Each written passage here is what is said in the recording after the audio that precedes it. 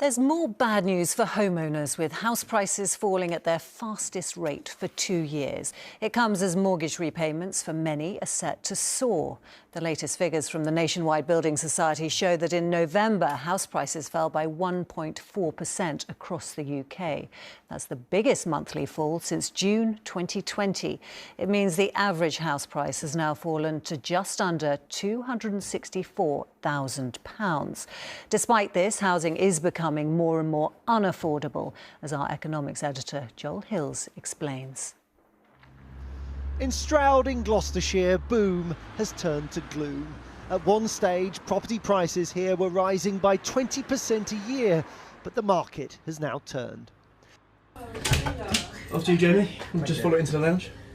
House prices are falling, but the cost of borrowing has risen sharply, and first-time buyers like Jamie still find themselves priced out.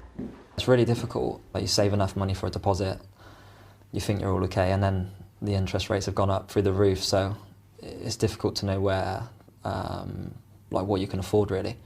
Higher interest rates are a problem for homeowners too. Investors are betting that bank rate will reach 4.5% next summer. If this happens, almost 4 million households will see their mortgage repayments increase by an average of £400 a month, according to the National Institute of Economic and Social Research. NISA calculates this would wipe out the savings of almost 1.5 million households and leave some struggling to pay their bills.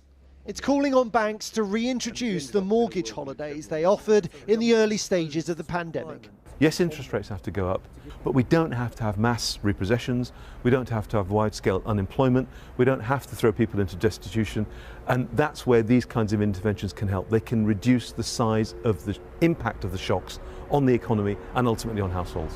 The economy is almost certainly in recession, so in a sense it's no surprise that the Nationwide is reporting a fall in house prices.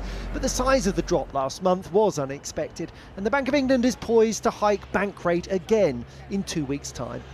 The Bank of England is increasing interest rates at a time when many households are already feeling up against it. What happens next depends to a large extent on what happens to unemployment. History suggests that people tend to hold on to their homes as long as they hold on to their jobs. These are anxious times for estate agents. Most economists think house prices will continue falling in the months ahead, but will there be a correction or a crash? A soft landing is possible, but higher interest rates can have nasty and unpredictable consequences. John Hills, ITV News.